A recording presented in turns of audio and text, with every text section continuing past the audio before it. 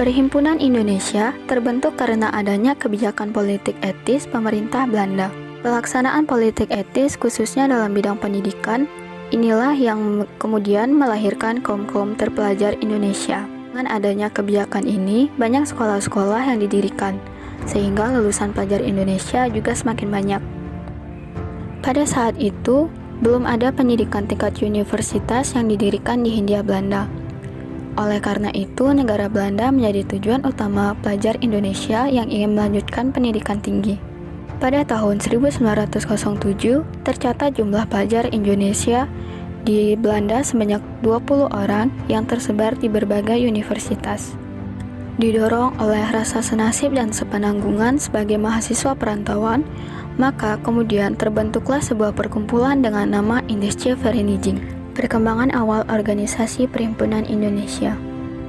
Perkumpulan ini pada mulanya bukanlah sebuah organisasi politik yang revolusioner, melainkan sebuah perkumpulan sosial mahasiswa Indonesia di Belanda yang bertujuan memajukan kepentingan bersama pelajar-pelajar Hindia Belanda di negeri Belanda dan mengadakan hubungan dengan Hindia Timur. Situasi mulai berubah ketika pada tahun 1913, tokoh tiga serangkai bergabung dengan Indische Vereniging yang membawa ide nasionalis sehingga organisasi ini mulai berhaluan politik. Organisasi ini benar-benar berhaluan politik setelah bergabungnya Sutomo, Hatta, Ali Sastronujoyo, Budiarto, Iwakusuma Sumatri, Iska, dan tokoh-tokoh komunis seperti Semaun, Tan Malaka, dan Darsono pada tahun 1920-an. Pada tahun 1922, Indische Vereniging berubah nama menjadi Indonesische Vereniging. Pergerakan Indonesische Vereniging semakin mantap ke arah perjuangan nasionalisme sehingga pada 1925 berganti nama menjadi Perhimpunan Indonesia.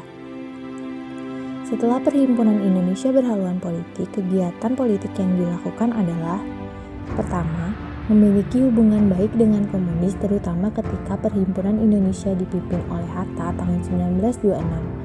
Kedua, mengirim Arnold Mononutu ke Paris untuk mengadakan hubungan dengan mahasiswa dari negara terjajah di Asia Afrika. Ketiga, turut serta dalam Kongres Demokrasi Internasional di Berlin, Kongres menentang imperialisme dan penindasan kolonial di Brussel, dan Kongres Liga Wanita Internasional di Swiss.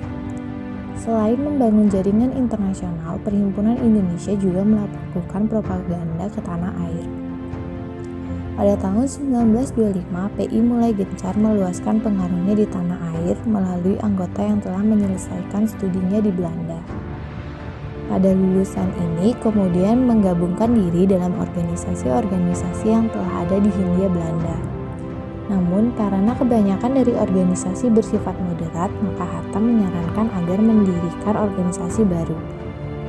1927, Perhimpunan Indonesia mulai menampakkan tanda kemunduran.